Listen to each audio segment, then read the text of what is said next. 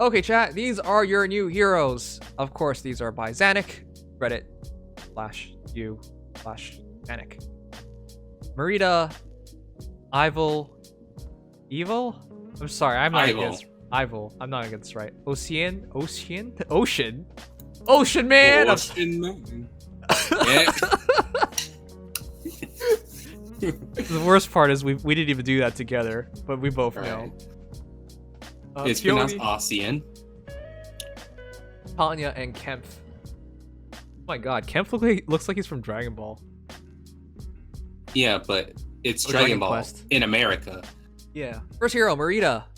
With 41 HP, 35 attack, 42 speed, 31 defense, 23 res. This girl comes with the grand super boons of speed and res and a super bane in defense. Guess her VST. This is not fair. I think it's pretty sick. Her BST, guys, is 172. The reason why I say that's obviously passes Fallen Mareeta, which is kind of unfair because... Okay, so Fallen Mareeta is 168 BST, Mareeta is 172 BST.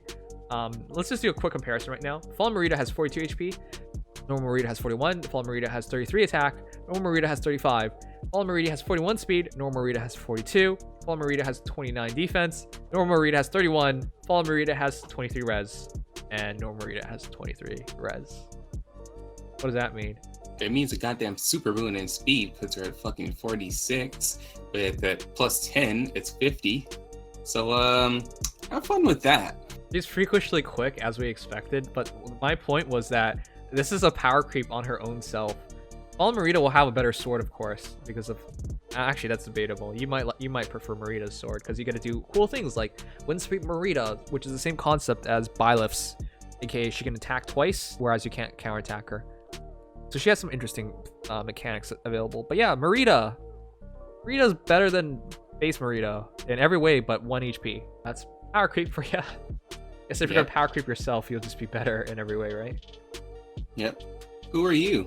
I'm you, but stronger. Yep, exactly. Alright. And not mind controlled by the Shadow Sword.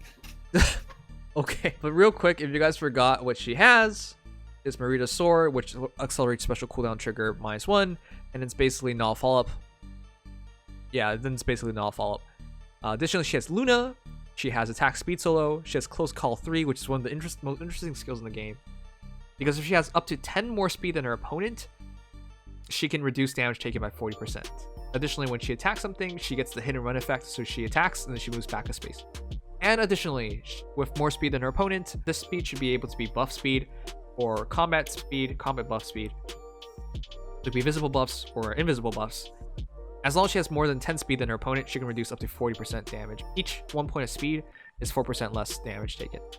As additionally, she has rouse attack defense 3, which just means if she's not near anyone, she gets attack defense +6. So she's really good. She self-buffs. She's really good alone. And... Oh, sorry, I forgot to mention... It blocks AoEs. It doesn't block it. It reduces damages from AoE. It's kind of like a Nagi's thing. Yeah. So, and it's an inheritable B slot. So, it's infantry only, by the way. But yeah, have fun with that. Infantry only? Okay, that's a good point to mention out. By the way, Mareeta's sword also gets +4 to everything. So, it's actually 54 speed at +10. If she's not next to anybody, she gets +4 to everything. So it's super easy. This Mareeta is just there's so much stats here. She's crazy. Base kit +10, 60 speed. 60 speed. Jesus Christ. Really? Yeah. Yeah, you're 10, right. Plus speed, all that crazy shit. That's 60. Because that's 46 +4, that's 50. Plus attack speed solo and her sword, 60. You are right. What the heck? So yeah, she should have no issue getting close call off. And if she used the special to heal up, she can only take 60% damage. She can heal up that remaining. So yeah, she's amazing. Is there any comparables? I mean, I went with Fallen Mareeta first. Fast sword. I guess Byleth, I don't know. But her base is 40. Okay, yeah, sure. I guess we can go with Byleth. Female Byleth. Byleth has 1 less HP, 1 less attack, 2 less speed, 1 more defense, and 2 less res. So she power creeps Byleth as well, because that's essentially what happened, because she can do the same thing as Byleth. The coolest thing Byleth can do female Byleth is a wind sweep build. Correct. And she can do it too, so she literally power creeps Byleth. Yeah. Male Byleth is even worse. Male Byleth is even worse off. You're right. It's no. He has one more attack, but other than that, everything else is just like kind of in the dumps. Although he does have 3 more defense. Honestly, I don't think it matters because once she is alone, she gets even more stats, so that doesn't matter.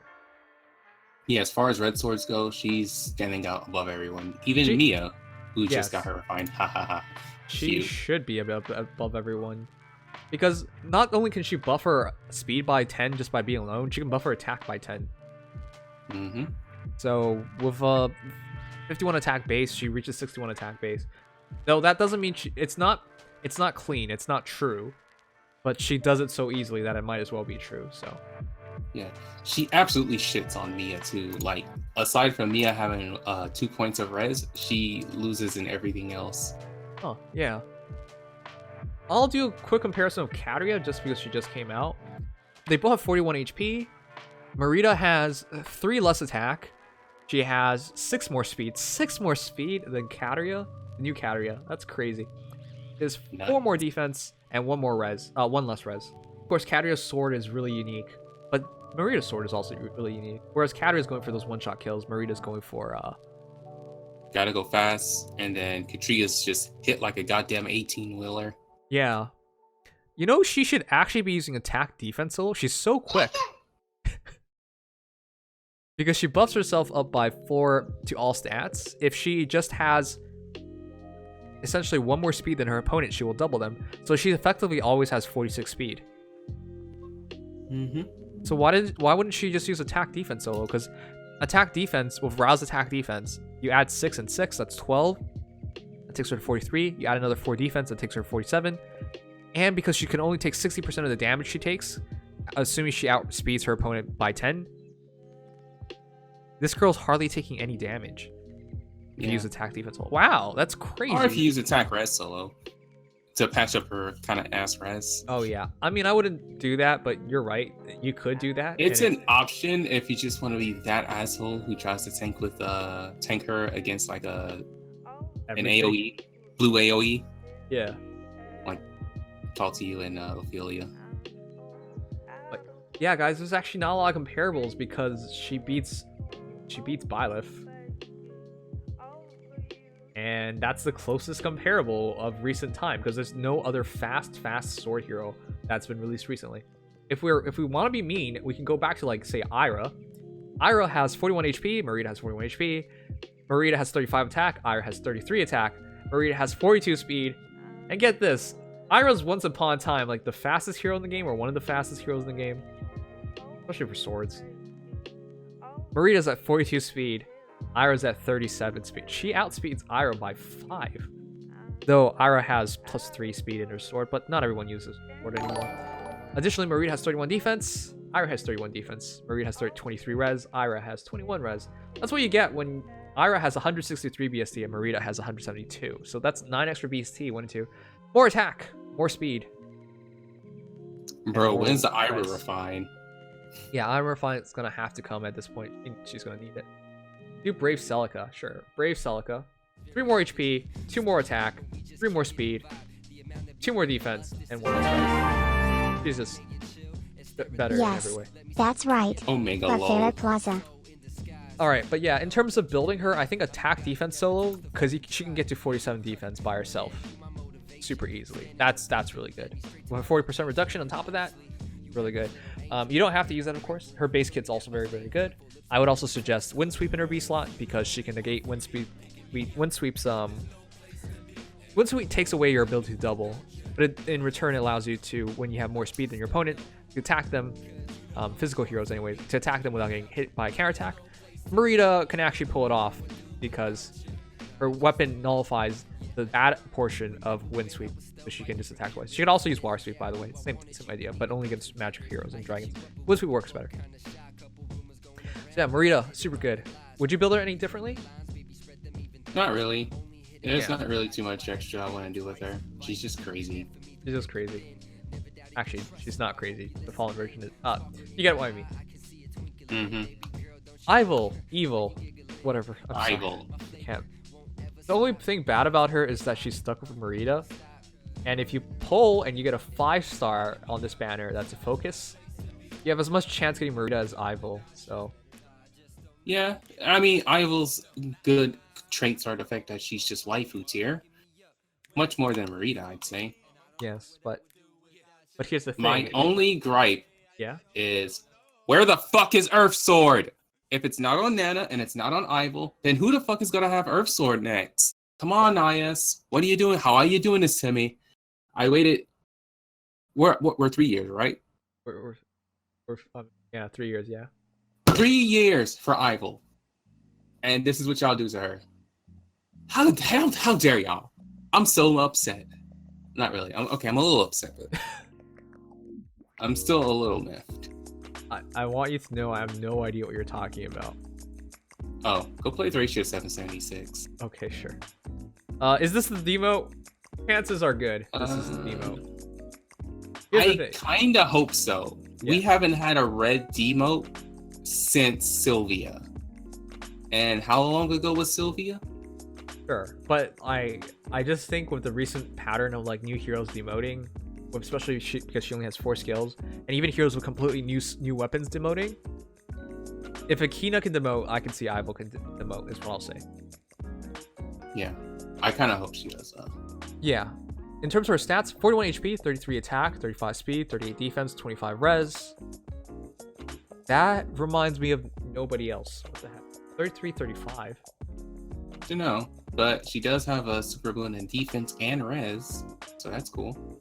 Runes in defense and res, and additionally, she is 172 BST. as expected. Okay, so if she demotes, Lovely. it would be fair. If she demotes, it would be fair, man. Just like Akina, she's very. Actually, she's just like Akina. Akina has +7 defense when getting hit because of rear guard. She has guard when getting hit. Of course, guard's more valuable. Akina didn't really have a good skill kit, but she did have a. I mean, we don't know if Akina's demoted yet, right?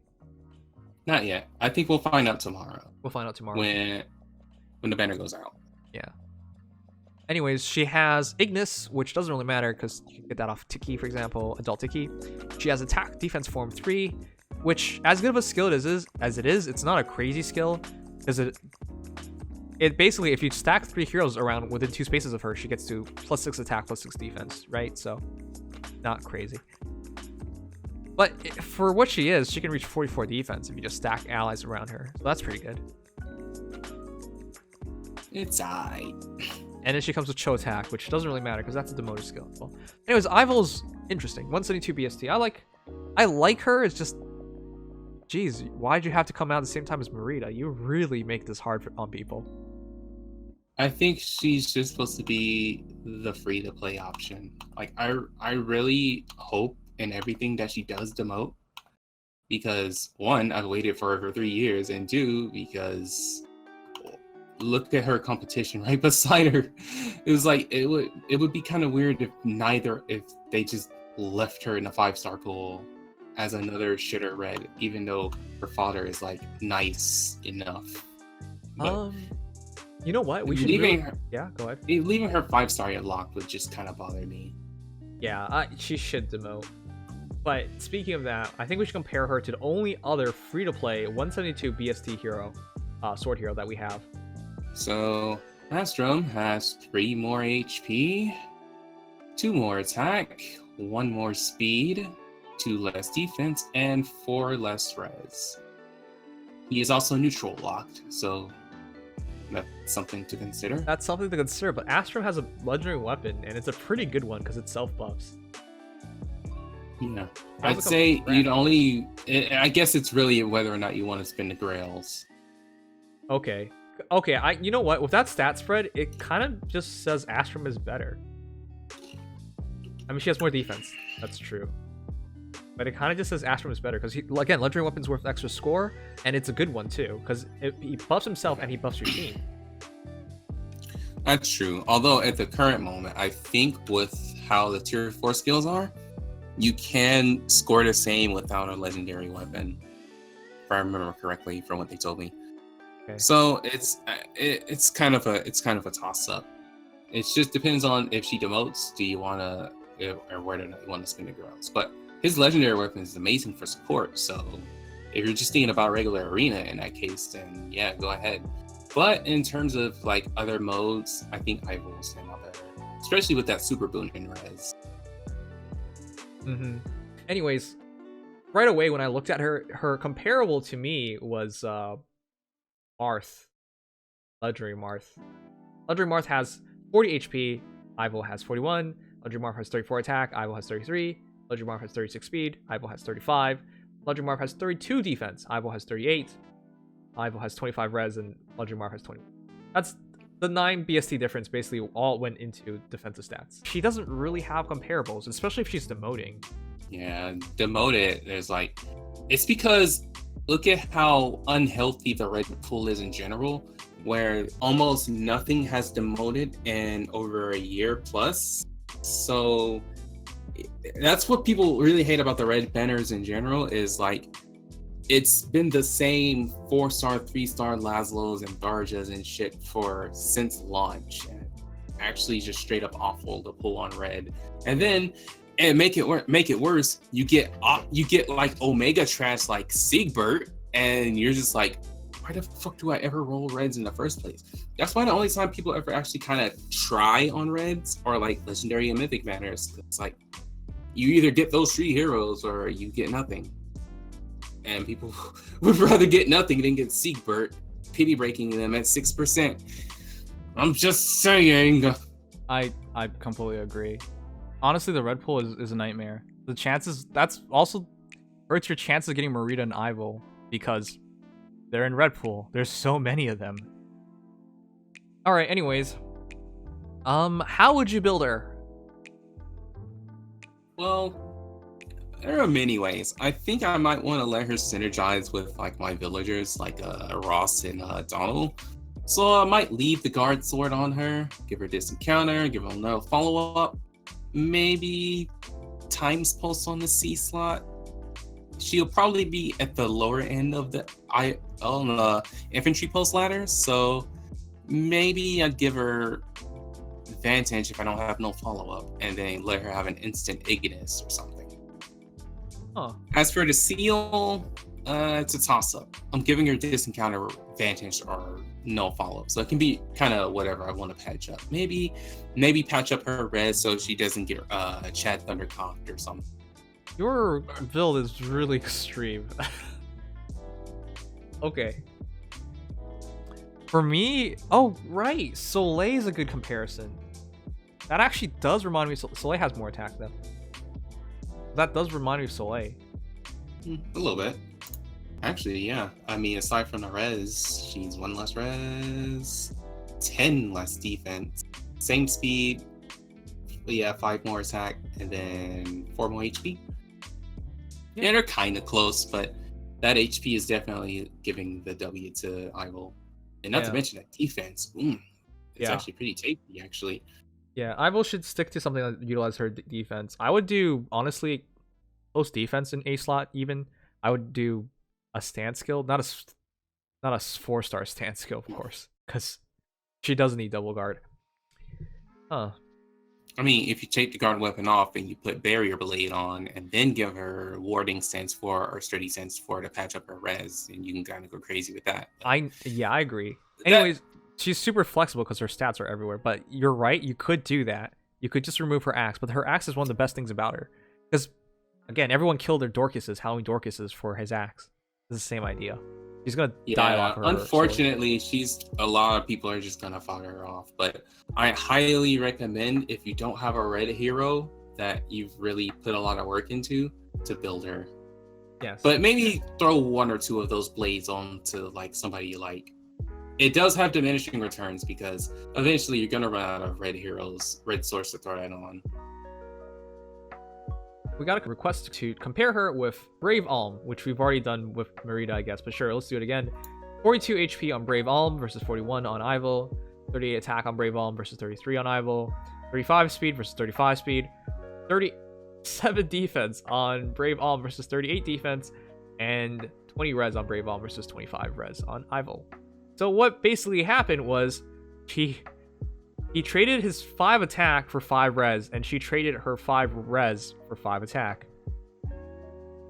They are identical except for the 5 attack, 5 res difference. So desu ne. Oh wait, and 1 HP. Yeah, there's slight differences everywhere else, but it's just mostly the 5 attack, 5 res thing. Basically. They changed arena scoring?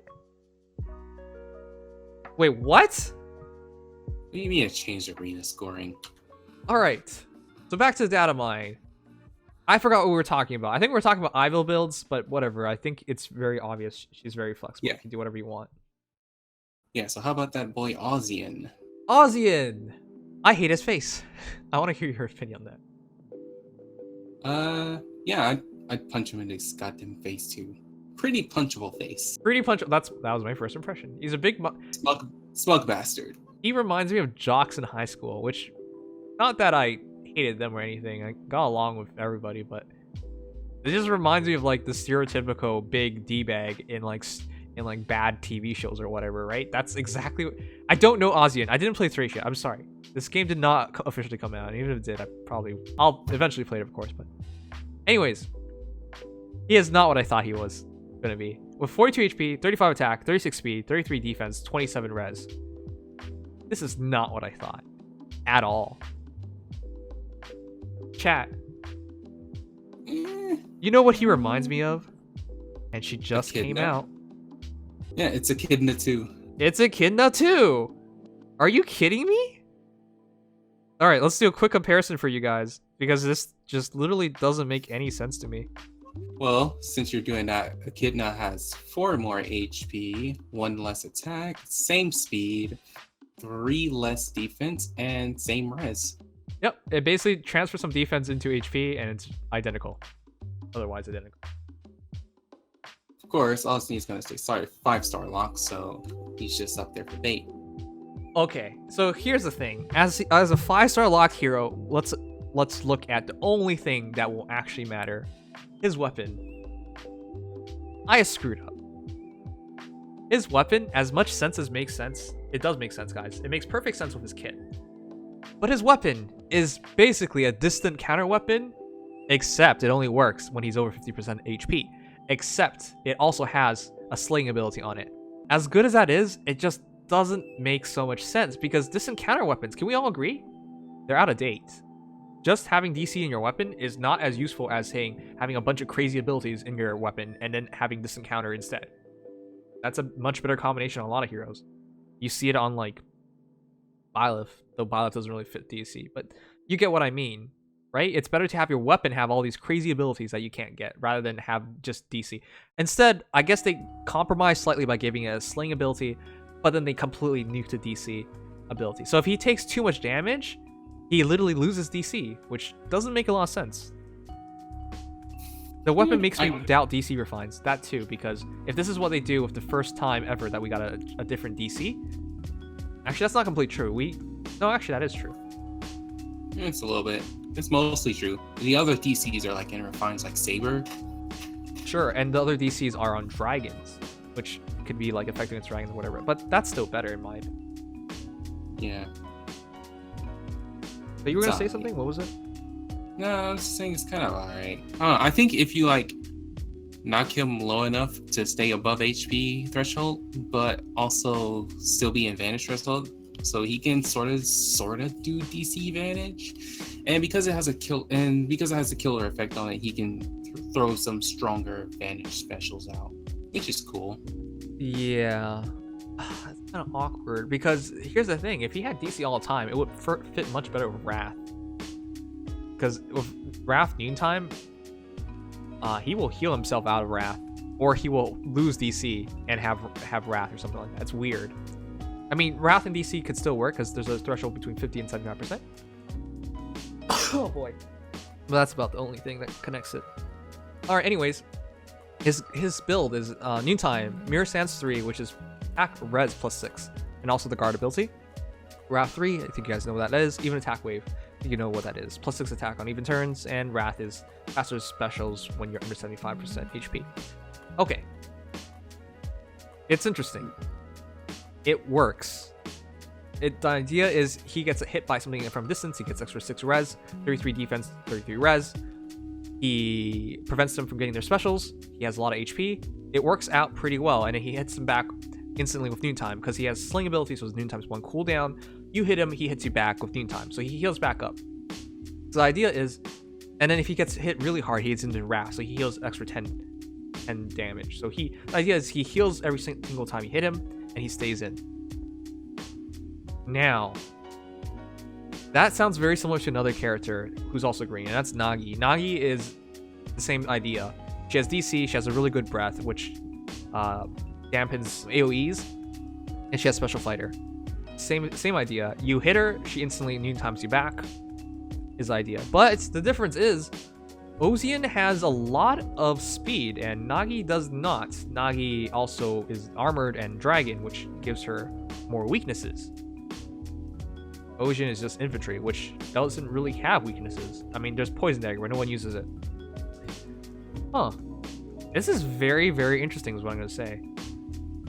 I think he might be more useful than Nagi in general, because he moves better. Though I still prefer Nagi, and he has less weaknesses.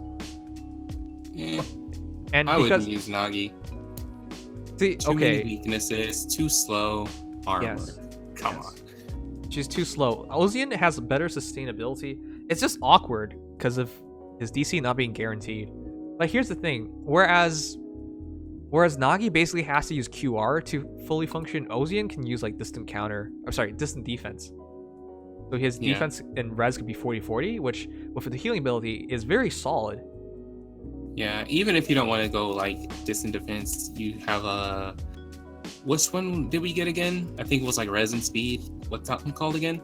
That one's really good on him because he can just double naturally. Yeah.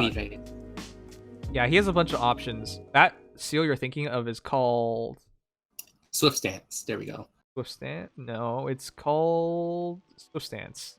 You're right. Yeah. Okay. But yeah, other than that, good fodder on that A slot though. Some really sick shit I put on Bully, that's for sure. Yep. Anyways, changing Osian's build.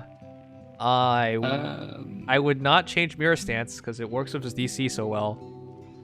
I would not change Noontime because he needs to heal up to keep DC. Wrath can be changed, but what would you change it to? And even Attack Wave is perfectly fine on him. I'd say Null Sea Disrupt. Oh, that's a good one, actually. Null Sea Disrupt with a DC weapon and his ability to heal really quickly. That is interesting. But yeah, if you get him enough merges and, of course, put flowers on him, he can actually get to like 40 speed by himself. 40, 41 speed. And If you pair him with Legendary Lucina, you can change out Noontime to Soul. Yes. So that's a good option. Yeah, what you just said there is incredible. It would be incredible on him. He would just be like invincible. Not literally. Obviously, some heroes will one-shot him, but you know what I mean. For most situations, he will tank and fight through it, and he'll back up. Yep. All right. So enough about him. I guess he can also use Steady Breath or whatever. I won't. Again, Mirror Stance, super good. That guard ability is the biggest thing. And Attack +6, the Res +6 just make perfect sense.